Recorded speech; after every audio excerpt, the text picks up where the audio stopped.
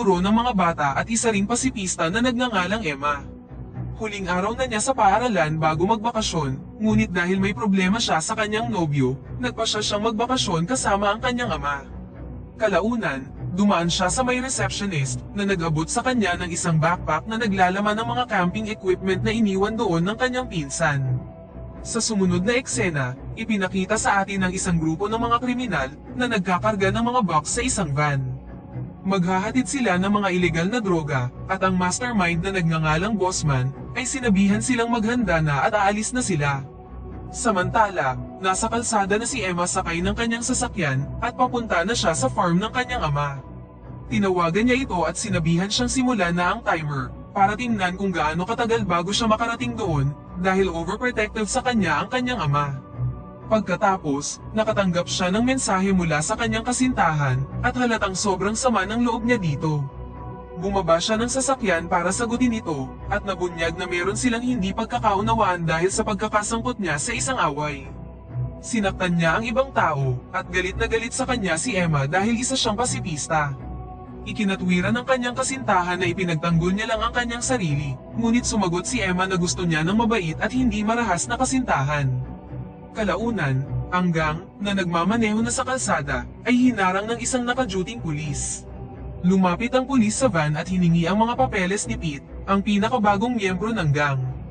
Labis na kinakabahan si Pete at hindi niya nagawang itago ang kanyang nerbiyos.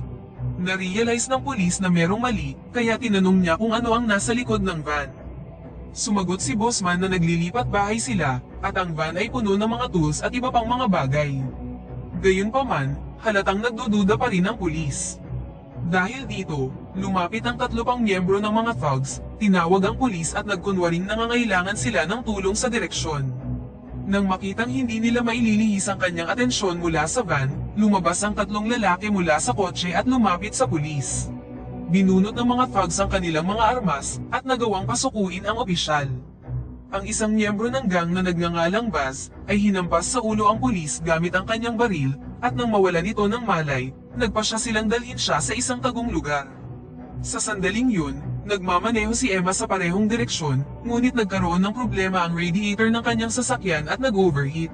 Sinubukan niyang gamitin ang telepono para humingi ng tulong, ngunit tila walang signal sa lugar na yun. Samantala, dumating ang gang sa isang lugar hindi kalayuan sa kalsada at pinalibutan nila ang pulis na merong bag sa kanyang ulo. Dahil nakita niya ang kanilang mga mukha, hindi na nila siya maaaring palayain at nagpasya ng patayin siya. Ngunit ayaw ni Bossman na madumihan ng kanyang mga kamay, kaya inutusan niya si Pete na gawin ito, dahil siya ang dahilan kung bakit sila nasa ganoong sitwasyon.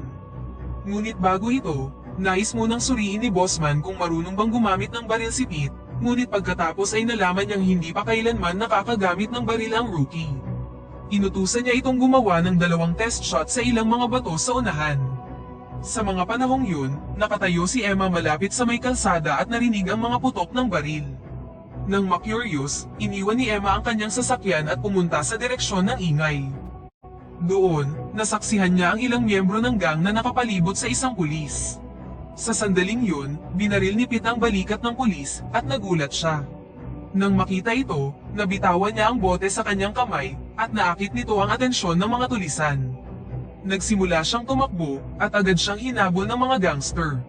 Madali nilang naabutan ng babae at dinala siya pabalik sa iba pang grupo. Narealize ng mga thugs na kailangan din nilang patayin siya, ngunit ang isa sa kanila na si Edwin ay sinabing gamitin muna siya at pagkatapos nito ay dispatchahin na siya. Sumang-ayon si Bossman sa ideya, ngunit sa kondisyon na ang sino mang gumamit sa kanya ang siya ring papatay sa babae. Hindi na malaya ng grupo na buhay pa ang pulis at dahan-dahan itong gumagapang patungo sa police car.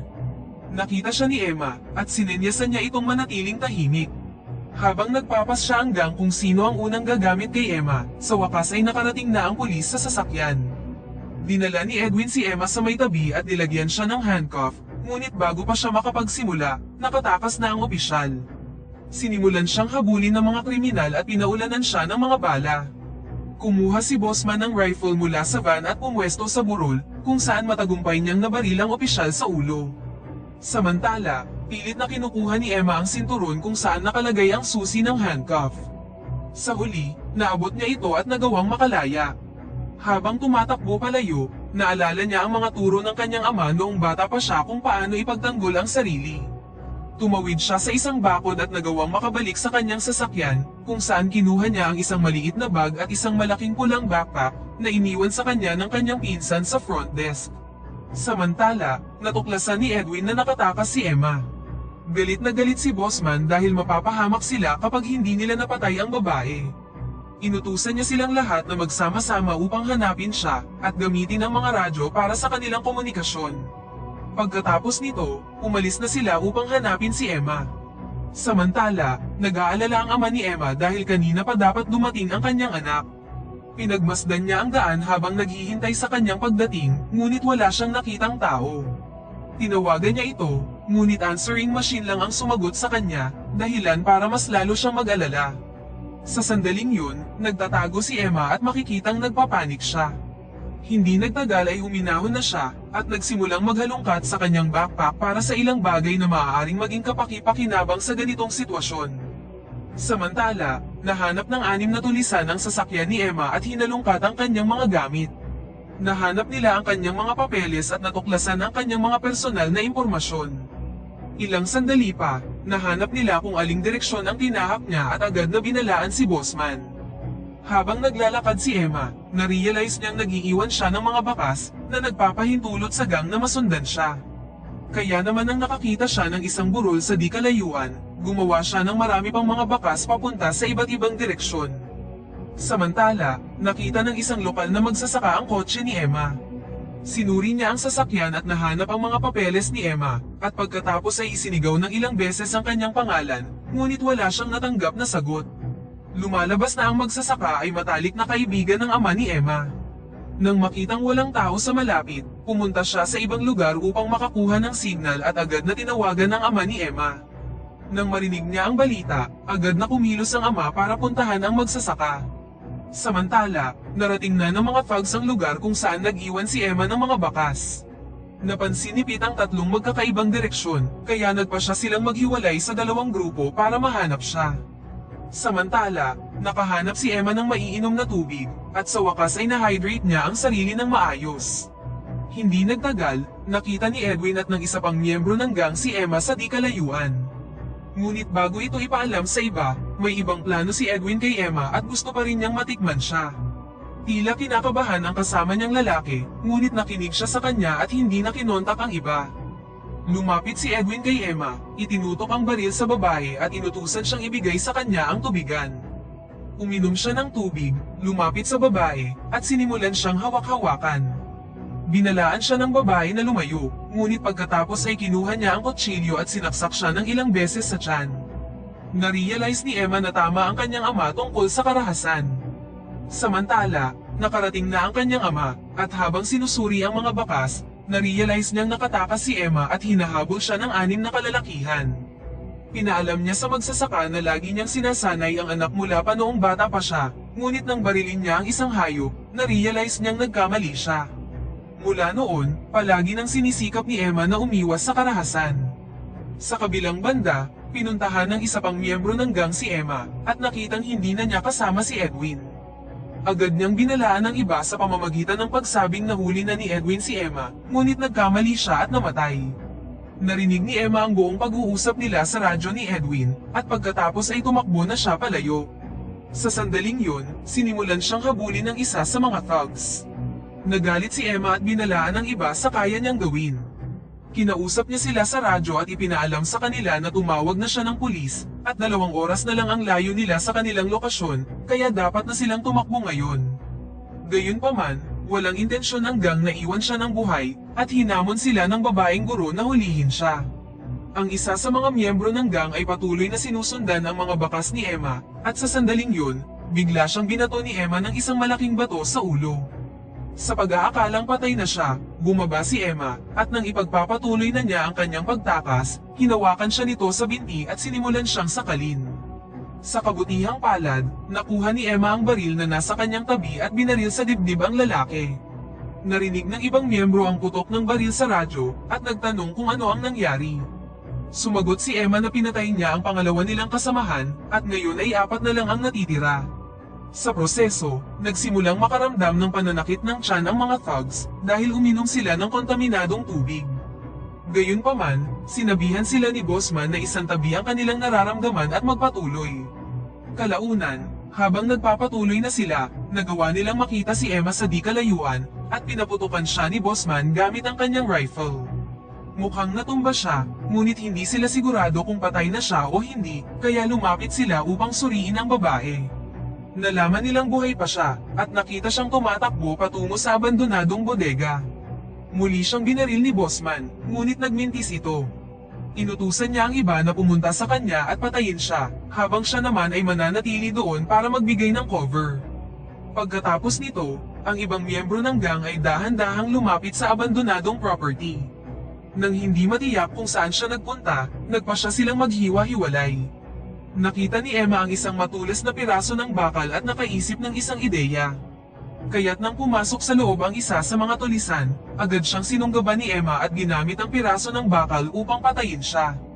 Nakita ni Bossman si Pete na walang ginagawa para mahanap si Emma, at sinabi sa kanya na iiwan siya dito kung hindi siya kikilos. Samantala, pumasok si Buzz para hanapin ang dalaga. Tinawag ni Pete ang kasamahan na nasa loob ng abandonadong shed, ngunit nang makitang hindi ito sumasagot, pumasok siya sa loob at nahuli din ni Emma. Agad niya itong dinisarmahan at itinutok ang kutsilyo sa kanyang lalamunan. Sinabi ni Pete na isa siyang pasipista at nagsisisi na siya sa kanyang ginawa. Nagmakaawa siya sa kanya na hayaan siyang mabuhay, at nang maawa si Emma, hinayaan niyang makalaya ang lalaki. Nang makalabas, nagsimulang sumigaw si Pete na nasa loob ng shed si Emma. Kaagad na binato ni Emma ng kutsilyo ang likod ng lalaki, bago pa nito masabi sa iba ang kanyang posisyon. Halatang kinakabahan si Bossman nang tinawagan niya ang iba at walang nakuhang kahit na isang sagot. Kaya naman, nagpasya na siyang sumama sa kanila. Narinig ni Buzz si Emma na pumasok sa shed at nahuli siya, sa pamamagitan ng pagtakol sa kanya. Gumamit si Emma ng psychological tactic at hinamon ng kriminal, kung saan sinabi niyang natatakot siyang makipagbardagulan sa isang babae.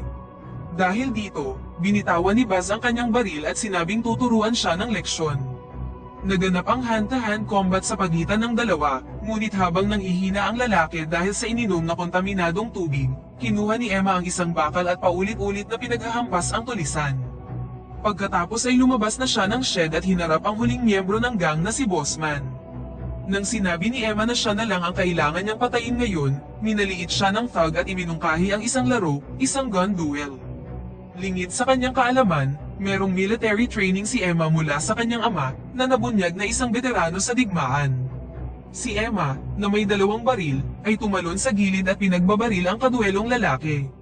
Sa ibang lugar, ipinakita sa atin ng ama ni Emma na nakauwi na sa bahay at nakaupo sa isang upuan. Pinagmasdan niya ang daan, umaasang malapit nang umuwi ang kanyang anak. Naging emosyonal siya at umiyak, marahil ay iniisip na hindi na niya muling makikita si Emma. Gayunpaman, biglang nagiba ang kanyang mukha nang may makita siya sa di kalayuan. Samantala, nagawang makaligtas ni Emma gamit ang kanyang strategy, ngunit nagtamo pa rin siya ng isang sugat sa balikat. Sa kabutihang palad, hindi ito nakamamatay. Pasuray-suray siyang naglakad patungo sa kanyang ama. Nang makarating, nagyakapan ng mag-ama, at pagkatapos nito ay dinala na si Emma sa ospital. Natutunan niya ang isang bagong aral tungkol sa karahasan at self-defense, at nagpa siyang patawarin na ang kanyang kasintahan at makipagbalikan na sa kanya, at dito na nagtatapos